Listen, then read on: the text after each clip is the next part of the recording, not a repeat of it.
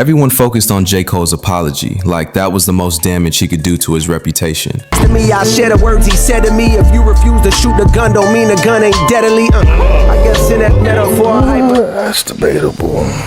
If you refuse to shoot the gun, you ain't got nothing. If I load this chopper and I'm not gonna shoot it, it's not really nothing now. It's a big toy. And if my opponent know I'm not gonna shoot it, that's nothing deadly about that gun. But that's just me. Walking back from Kendrick, looking scared, admitting he didn't want to smoke. Yeah, that was bad. It became the meme of the year. The internet clowned him relentlessly. Cole folded faster than lawn furniture in a hurricane. That became the narrative. But here's what people missed while they were laughing at the memes.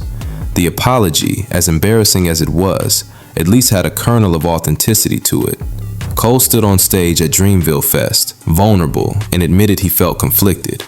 He said he couldn't sleep right after releasing 7 Minute Drill. Whether you believed him or not, there was at least a human being having a human moment up there. Port Antonio was worse.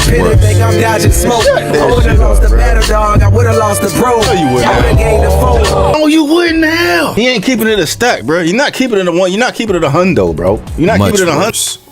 Because the apology was at least honest cowardice. It was a man backing down and owning it in real time. Consequences be damned. Port Antonio is dishonest manipulation disguised as wisdom. It's Cole trying to have his cake and eat it too, playing the enlightened guru while still taking shots at the same people he supposedly made peace with. This song proves that the apology wasn't about friendship or spiritual growth or any of the noble motivations he claimed. It was about damage control, pure and simple. And now that the heat died down, now that the Drake versus Kendrick battle has concluded and the internet has moved on to new targets, Cole is back to his old tricks, just more calculated about it, more sophisticated in his approach. Let me break down every way this track exposes the fake prophet act once and for all. Because what we're witnessing here isn't just a rapper defending himself. It's a masterclass in manipulation, gaslighting, and the weaponization of conscious language to avoid real accountability. And we need to call it what it is. The Benjamin Button delusion. Cole opens by comparing himself to Benjamin Button, aging backwards, getting better with time while everyone else deteriorates. Benjamin Button, cold flows, reverse time. To find deliveries good as mine, you gotta search prime. He claims you'd have to search primes to find flows as good as his, positioning his current self as his absolute peak. Better than young Cole, better than 2014 Forest Hills Drive Cole, better than any version that came before. But here's what he's really saying beneath all that technical flexing. While Kendrick's prime already happened, Cole's prime is happening right now. I was trailing right behind and I just now hit mine. He just hit his prime. Now I'm front of the line with a comfortable lead. See, me personally, Kendrick, I would never take that level of disrespect, okay? I run it, so I got it. Now he wants something with me. Damn. It's a direct response to everyone saying Kendrick washed him years ago on tracks like Black Friday.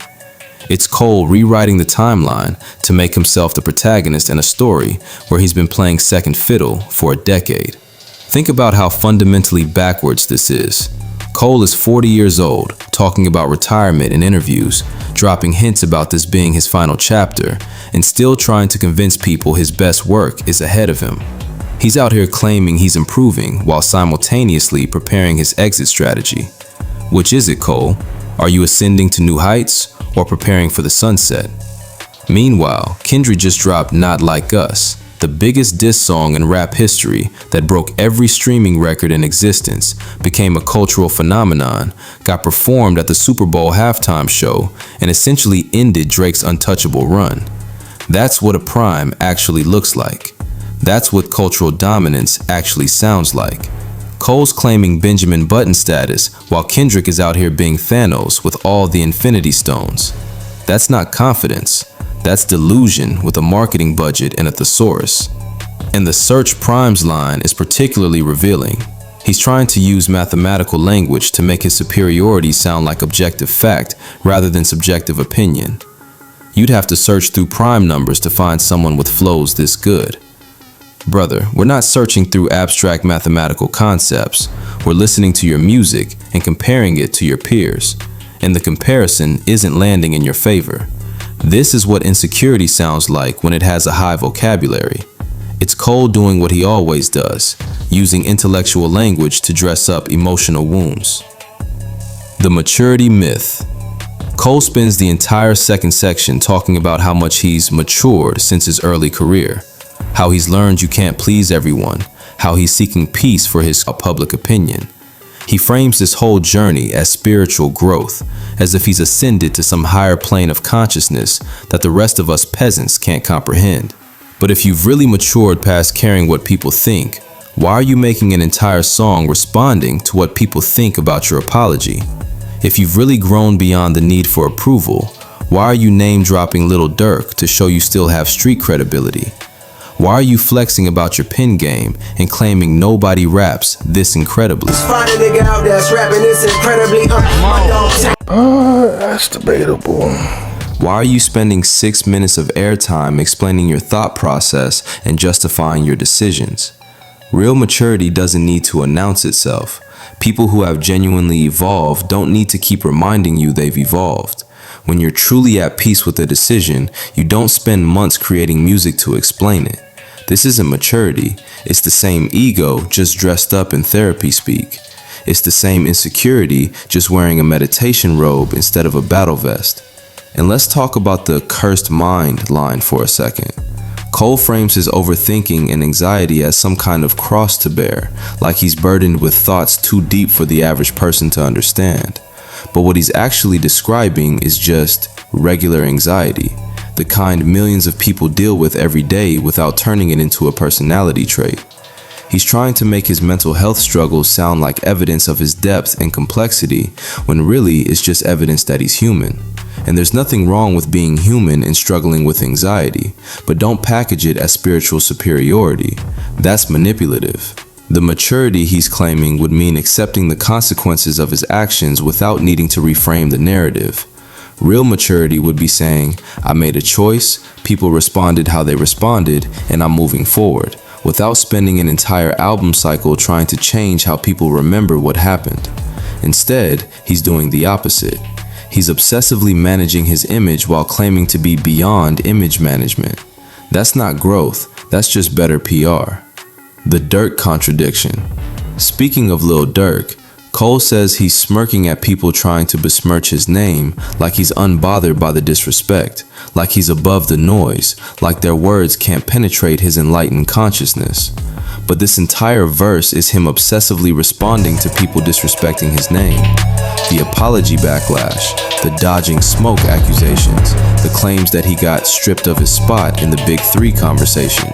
He addresses all of it, methodically, defensively, with the energy of someone who's been reading every comment, every tweet, every Reddit thread. You can't claim you're smirking and unbothered while spending 6 minutes explaining why everyone who criticized you is wrong. That's not Zen enlightenment, that's wounded ego with better vocabulary. And the Durk name drop is strategic as hell. Cole knows his reputation took a hit in the street credibility department. The optics of apologizing to Kendrick made him look soft in certain circles. So what does he do? He drops Lil Durk's name, one of the most respected street rappers in the game, to remind everyone he still has those connections. Look, Durk still rocks with me. I'm still valid in the streets. Don't get it twisted. But if you're really mature and evolved, you wouldn't need that validation. You wouldn't need to prove you're still connected to the street element. You just exist in your truth without needing cosigns. The fact that he felt the need to include that tells you everything about his actual mental state. He's not smirking at the disrespect, he's consumed by it. Every bar on this song is evidence of how much the criticism got to him. Real unbothered people don't make songs about how unbothered they are. They just live their lives and let their work speak for itself. Cole is doing the opposite. He's creating an entire audio documentary about his mental state and calling it Not Caring. That's like someone writing a 10-page essay explaining why they don't care what you think. The effort itself contradicts the message. The third eye subliminals. Here's where Cole gets really manipulative, where the facade of enlightenment becomes a weapon instead of a shield. He talks about fake people being touted as wise and says he can see hate in both of your eyes, but the third's blind. Both of your eyes, that's Kendrick and Drake. He's calling them spiritually blind, unable to see the bigger picture because they're too caught up in ego, too invested in their beef to see what really matters. But let's be extremely clear about what Cole is doing here because it's insidious.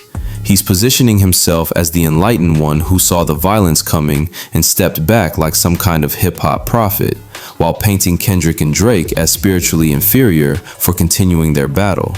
He's weaponizing consciousness to claim moral superiority. This is the fake guru act at its most toxic.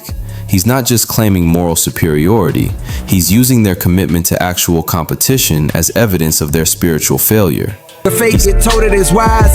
That's right there. The fake get told it is wise. I can see hate in both of your eyes, but the third's blind. So you search lines, but you struggle with That's tough. I can see hate in both of your eyes, but the third's blind. You need to be cleansed. Come on. No spiritual connection, yo. You live in power. This is the fake guru act at its most toxic. He's not just claiming moral superiority, he's using their commitment to actual competition as evidence of their spiritual failure. He's saying that because they stayed in the fight, they're less evolved than him. Because they didn't back down, they're spiritually blind. But here's what he's conveniently ignoring. Kendrick's beef with Drake wasn't about ego. It was about accountability. It was about calling out problematic behavior, cultural appropriation, and alleged predatory patterns. Kendrick literally framed his disses as being for the culture, to protect it from someone he saw as harmful. And Cole is dismissing all of that nuance and painting it as hate and spiritual blindness. That's not consciousness, that's avoiding the real conversation by making it about chakras and third eyes. Real spiritual wisdom would recognize that sometimes conflict is necessary. Sometimes standing up and fighting is the enlightened choice. Sometimes walking away isn't peace, it's privilege. It's only people in comfortable positions who can afford to talk about rising above when there are real stakes involved. Cole is using spiritual language to avoid acknowledging that maybe, just maybe, Kendrick had valid reasons for doing what he did. Maybe the beef was necessary. Maybe someone needed to challenge Drake's position and behavior. But that would require Cole to think critically about the situation instead of just using it as an opportunity to position himself as the wise sage. And critical thinking doesn't serve his narrative. The violence concern scam. Cole claims he pulled the plug because he saw where the beef was headed, toward real violence, blood in the streets, people getting hurt, maybe even killed. He paints himself as the one who could see around corners, who understood that rap beef in 2024 could escalate to real-world consequences. But here's what actually happened, and we all watched it in real time. Cole pulled the plug because 7 Minute Drill was getting clowned by everyone who heard it. The streets didn't react like he'd said anything devastating. The response was lukewarm at best, with most people pointing out that questioning Kendrick's catalog was a wild strategy when Kendrick has a Pulitzer Prize and unanimous critical acclaim.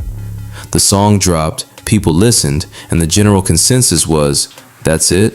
That's Cole's big response?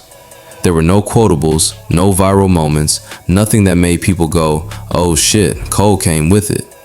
Just some competent rapping with questionable angles that didn't land. Now he's retconning his retreat as prophetic wisdom about violence prevention. But if he was really concerned about violence, why did he make the diss in the first place? Why wait until after the poor reception to develop these moral concerns? Why not express these reservations before releasing 7 Minute Drill? The timeline doesn't support his narrative. He didn't pull back because he foresaw violence. He pulled back because he foresaw losing. This is gaslighting disguised as consciousness. He's asking us to forget what we witnessed and accept this new version of events where he's the mature one who chose peace over pettiness. But we remember. We remember the Dreamville Fest apology where he looked genuinely shook. We remember him saying he couldn't sleep, that the song didn't sit right with his spirit. That wasn't about violence concerns, that was about personal discomfort with the position he put himself in. And you know what? There's honor in that truth. There's something real about admitting, I got in over my head and I'm backing out. But now he's trying to rewrite even that honest moment into something else, something more palatable to his image as the conscious choice. The violence angle is particularly cynical because it's unfalsifiable. How can anyone prove he wasn't concerned about violence? We can't read his mind. So it becomes this perfect excuse that no one can definitely refute, even though all the circumstantial evidence points to him just not wanting to get washed by Kendrick. The I would have won fantasy. The most insulting part of the whole song is when Cole claims he wouldn't have lost a battle, but chose to step back to avoid losing a friend. First of all, Drake and Kendrick, nothing happened. It was just lyrical warfare. That's what we want. We just want to try to go back and forth lyrically. That's it. I pulled the plug because I seen where that was about to go.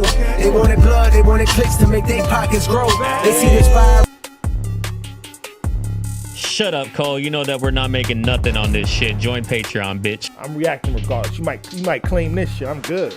I just like the music sometimes. Dodging smoke. I would've lost the battle, dog. I would've lost the bro. I would've gained the phone. Oh, you wouldn't have. He ain't keeping it a stack, bro. You're not keeping it a one. You're not keeping it a hundo, bro. You're not keeping it a hundo, dog. Because if y'all would have went, it wouldn't have been personal, fam. He frames it as a noble sacrifice. He could have won, but friendship matters more than victory. Brother, you already released your battle record. We heard it. It was called 7 Minute Drill, and it was mid at best. You questioned Kendrick's catalog, the same catalog that has a Pulitzer Prize, universal critical acclaim, and is taught in university courses. You tried to diminish albums like To Pimp a Butterfly and Good Kid, Mad City, actual masterpieces that changed hip-hop. That was your angle of attack? Questioning whether Kendrick has hits, when he literally performed at the Super Bowl? When Humble has over 1 billion streams? When All Right became a protest anthem? And all for what? Just to attain some old props from strangers that don't got a clue what I've been aiming for since the age of 14. We listen to y'all raps, and a lot of y'all raps be like, what's up? I've heard you on a few tracks, Mr. Cole. Like, niggas don't want this smoke for real. Kendrick is in songs with Baby Keem saying he's smoking on top 5s. And when Drake raps, I feel like y'all giving out subliminals of, yo, I shut a nigga down. So now when the smoke is here, Now you're trying to come here and clean this shit up, trying to be all, You can't claim you would kumbaya. have won a battle when we already heard your best shot and it didn't move anybody. That's not choosing friendship over competition. That's losing competition and calling it friendship. Let's be specific about why 7 Minute Drill failed. The beat was solid, your flow was technically proficient, but the substance wasn't there. You said Kendrick's last 2 albums were tragic without explaining why. You claim he only has 1 good album every 30-something months, while you drop more consistently. But you literally just argued that you're Benjamin Button getting better with age, implying quality over quantity matters. You contradicted your own logic within the same artistic universe. And the streets heard all that and said, nah. Not because they didn't understand your bars, not because they're not sophisticated enough to appreciate your pen, but because attacking Kendrick's catalog is like attacking LeBron's basketball legacy. You better come with ironclad evidence, and you better be prepared to defend your own catalog when the return shots come. Cole wasn't prepared for that, so he backed out before Kendrick could really respond. And now he's trying to tell us he would have won anyway?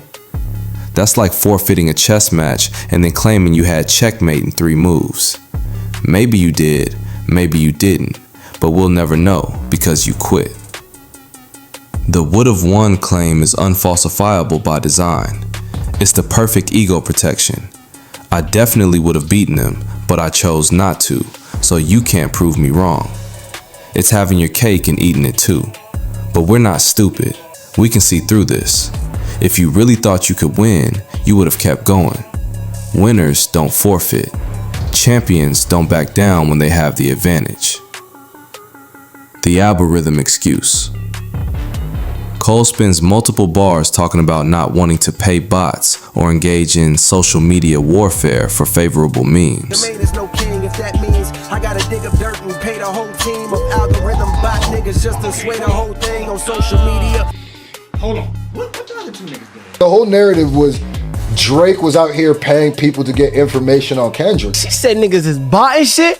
Kendrick, you buying shit? Bots and all these streaming numbers. Trying to go #1. Doing all this crazy stuff. It got real dirty. It became like a novella, you know, a whole soap opera. And he said, I didn't want to get into that. Competing for your favorable memes to be considered best of living. He's speaking to some tea. I don't know who you throwing shade at no more. Who you throwing shade at? Both of them? He's clearly referencing the accusations that Drake used bots and the general digital manipulation around the battle. The weird streaming numbers, the suspicious social media engagement, all of it. But this is another way of delegitimizing Kendrick's victory without directly addressing it. By focusing on bots and algorithms, he's implying that Kendrick's win was artificial, manufactured, not based on pure lyrical skill. He's suggesting that the metrics, the streams, the views, the cultural impact were somehow gamed or manipulated. It's the same energy as the refs helped them win after your team loses. Instead of admitting he got outclassed, he's suggesting the game was rigged. But let's examine this logic. Is Cole really arguing that Not Like Us only dominated because of bots? That millions of people didn't genuinely connect with that song? That it didn't become a cultural moment organically? Because that's an insult to everyone who played that song on repeat. Everyone who dissected those lyrics. Everyone who made it the soundtrack to their summer. Cole is essentially saying, y'all got played by algorithms instead of accepting that maybe, just maybe, Kendrick made a better song that resonated more deeply. And even if we grant that some manipulation happened, which happens in the industry constantly by the way, is Cole really claiming his music is too pure for the algorithm game? Cole, who definitely benefits from playlist placements and algorithmic recommendations. This is selective outrage. He's okay with the system when it works for him, but when it works against him, suddenly it's a corrupting force that real artists should stay above. The algorithm excuse also reveals something deeper. Cole knows Kendrick won the public battle decisively. He knows Not Like Us became a phenomenon, while 7-Minute Drill became a punchline. So instead of accepting that reality, he's creating an alternative explanation where his loss doesn't count because the game was rigged. This is Cope dressed up as principal. The Blood on My Hands performance. Cole claims his Big 3 bar on first-person shooter helped start the whole battle, so now he has all they blood on me because his friends went to war over something he initiated. This is Oscar-worthy manipulation. He's positioning himself as the guilty but wise narrator, the tragic figure who regrets his role and chose the higher path. He's Frodo carrying the ring, burdened by the consequences of his actions, noble in his suffering. But let's remember what actually happened step by step. Cole said Big 3 on Drake's song, a flex, but not inherently disrespectful. Kendrick responded on Like That, saying there is no Big 3, it's just him. Competitive, but fair game. Cole took that personally and made 7-Minute Drill going at Kendrick's catalog. The song got mixed reactions. Cole felt weird about it. What y'all think, man? I thought he went a little light. I was expecting some more crazy shit. This does feel more like a warning shot. All of it's basically like him taking a victory lap, like I am him. But it's a respectable response. I mean, the Simpsons bar is lame. I'm an 80s baby, man, so I'm here with the Who Shotches and the No Vaseline. Cole apologized. At Dreamville Fest, Drake and Kendrick continued their battle without Cole. Kendrick decisively won that battle. So when did Cole start this beef? He didn't. The Big 3 comment was just rap bravado. Kendrick's response was just competitive spirit. The beef really started when Drake dropped push-ups in tailor-made freestyle. Cole is retroactively claiming responsibility for something he didn't cause, so he can also claim the moral authority of feeling guilty about it. It's a power move disguised as humility. The Blood on My Hands framing makes him the tragic hero of a story where he was actually just the guy who couldn't hang when things got serious. He wasn't the instigator, he was the one who tested the water, felt how cold it was, and immediately got out. And now he's acting like he jumped out to save everyone else from drowning, when really, he just didn't want to get wet. This is rewriting history to serve ego.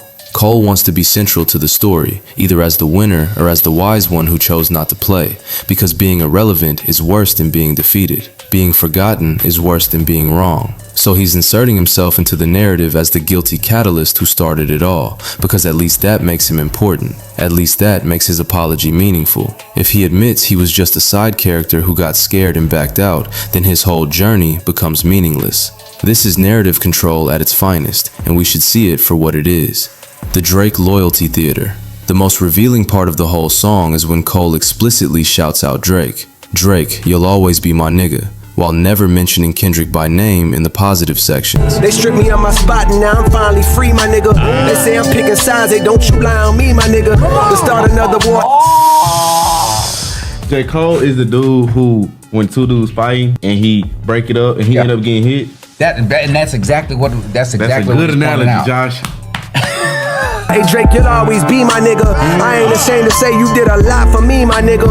Fuck all the narratives, tapping back into your man.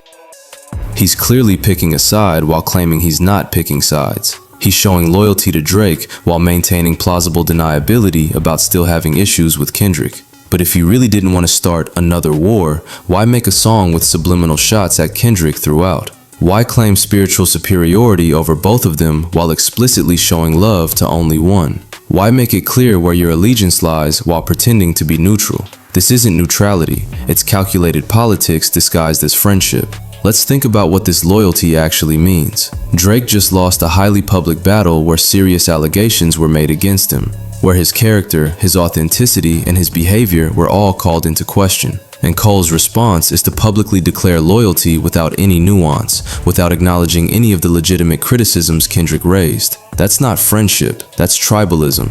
Real friendship would include the ability to say, "You're my brother, but some of what was said about you needs to be addressed." Real loyalty includes accountability, but Cole doesn't do that. He just picks a side and calls it love. Meanwhile, Kendrick, who Cole supposedly also considers a friend, who he made Black Friday with, who he's collaborated with multiple times, doesn't get the same explicit support. Why? Because Kendrick won? Because standing with Kendrick would mean admitting Cole was wrong to question him in the first place? The selective loyalty reveals Cole's priorities. He's not making decisions based on who's right or wrong. He's making decisions based on who he thinks will benefit his career long term. Drake is still a commercial powerhouse despite the L. Kendrick is less collaborative, more selective about who he works with. Cole is hedging his bets and calling it brotherhood.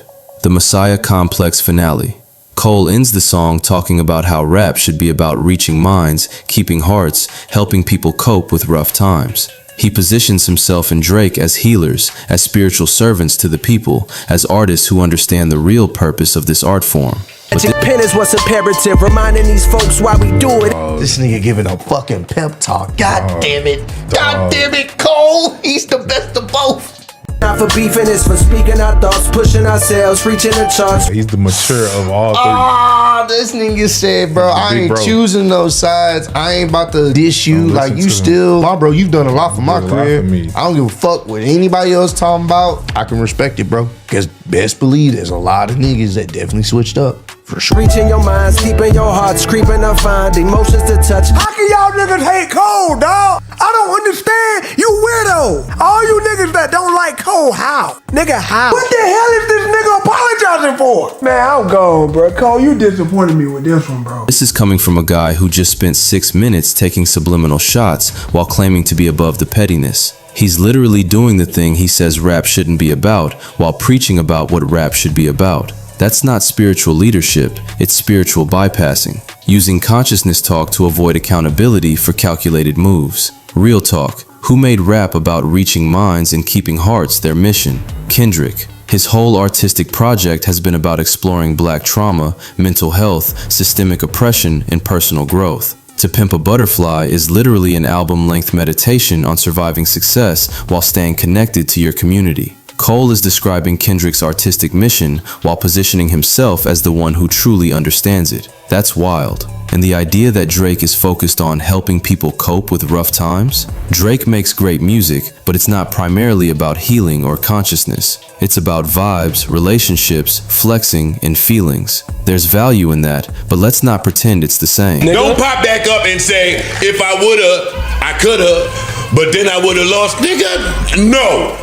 Not over dead presidents. You ever heard dead presidents? The nigga was holding his man's hand at the hospital bed saying, I'm gonna kill them niggas for you. Get the fuck out of here with this soft shit. I hate this soft hip hop shit. It's soft. Call it what it is. These hip hop niggas is feeling like hoes out here. It's about vibes, relationships, flexing, and feelings. There's value in that, but let's not pretend it's the same as what Cole is describing. So Cole is lying about what he does, lying about what Drake does, and ignoring what Kendrick actually does, all to claim moral superiority. This Messiah complex is throughout all of Cole's recent work. The idea that he's here to save rap, to show people the right way, to be the conscious voice in a culture that's lost its way. But it's all performance. Real spiritual leaders don't proclaim themselves. Real consciousness doesn't announce itself constantly. Real wisdom doesn't need to explain how wise it is. Cole is doing the opposite of everything he claims to value. And that's why this song is so insidious. It uses the language of growth and consciousness to mask what's really happening: ego protection and narrative control. The mantra of insecurity.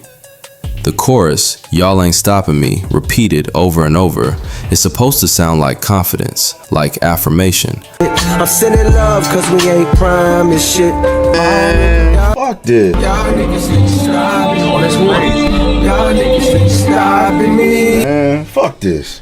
Fuck this. I think that mantra, "y'all ain't stopping me," is something he gotta tell himself. I'm just being honest with you. He gotta tell himself that. Otherwise, everything that he's worked for up until this point is like up in smoke for people who aren't like real like diehard fans. Or like a man who knows his worth and won't be deterred by criticism. But the more he repeats it, the more it sounds like he's trying to convince himself. If you really believed the criticism couldn't stop you, you wouldn't need to spend an entire song responding to it. If you really believed you made the right choice, you wouldn't need to keep justifying it months later. If you were truly secure in your position, you wouldn't need to create music about how secure you are. That hook isn't the sound of victory. It's the sound of someone who knows their reputation took real damage and they're trying to speak over the pain. Think about how different this is from Kendrick's approach. After Not Like Us dominated everything, did Kendrick make a follow-up song explaining why he was right to do it? Did he spend time justifying his choices or responding to people who thought he went too far? No. He performed it at the Super Bowl and moved on. Because that's what actual confidence looks like. You do what you do, let the work speak for itself, and keep building. Cole is stuck in explanation mode because he's not actually at peace with what happened. The mantra is a coping mechanism, not a declaration of victory, and we can hear it in his voice. The way he repeats "y'all ain't stopping me" has a defensive energy to it. It's not the casual confidence of someone unbothered. It's the aggressive self-assurance of someone very bothered, trying to convince everyone, including himself, otherwise. This is the sonic equivalent of posting "I don't care what y'all think" 50 times on social media. The repetition reveals the insecurity. The final verdict. Port Antonio is worse than the apology because the apology was at least honest about what happened. Cole got scared, backed down, and admitted it. There was something real in that moment, even if it was painful to watch. But this song is revisionist history designed to make Cole the hero of a story where he was actually the casualty. It's manipulation dressed up as maturation. It's subliminal shots disguised as spiritual growth. It's ego protection masquerading as enlightenment. The apology hurt Cole's tough guy image, but Port Antonio hurt something more important: his credibility as the conscious, authentic voice he's always claimed to be. Because conscious rappers don't spend entire songs gaslighting their audience about what we all witnessed. Authentic artists don't need to rewrite history to protect their ego. Spiritual leaders don't use enlightenment language to justify calculated career moves. And mature people don't spend half a year creating music to explain why everyone who criticized them is wrong. Cole wanted to be seen as the mature one, the evolved one, the one who's above the petty battles. But Port Antonio proves he's more petty than anyone. He just hides it better. He's mastered the art of looking enlightened while being deeply in his feelings. The apology was embarrassing, but at least it was real. At least it was him being vulnerable in the moment, dealing with the consequences of his actions in real time.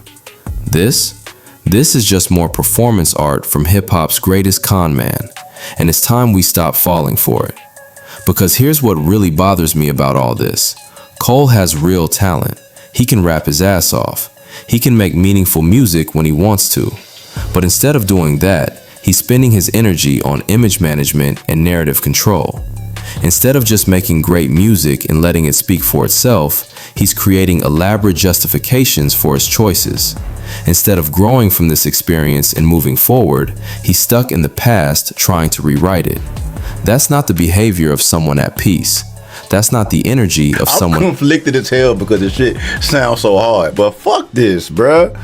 Fuck this old virtue signaling ass trying to take the fucking high road doing what Jermaine Cole does. That's not the energy of someone who's genuinely evolved. That's someone who knows they fumbled and they're desperately trying to make it look like they meant to drop the ball. And we deserve better. Hip-hop deserves better. Cole's actual fans deserve better than this manipulative, calculated response disguised as consciousness. Drop your thoughts in the comments. Am I being too harsh on Cole, or is this exactly the kind of calculated image management we should be calling out? Because I'm genuinely curious where y'all stand on this. Are you buying what Cole's selling? Does Port Antonio feel like genuine growth to you, or does it feel like damage control? And be honest, because that's what this whole conversation is about. Honesty versus performance. Authenticity versus branding. And if you want to see me break down more tracks that reveal artists' true intentions behind the PR speak, let me know. Because apparently, we need to keep having these honesty checks. In an era where every artist has a carefully curated image and a team of people managing their narrative, sometimes we need to cut through the bullshit and look at what's really being said. Until next time, remember, when someone has to spend 6 minutes explaining why they're the good guy, they're probably not the good guy. When someone needs to constantly tell you how mature and evolved they are, they're probably neither. And when someone weaponizes consciousness to avoid accountability, they're not conscious, they're just clever. Don't confuse the two.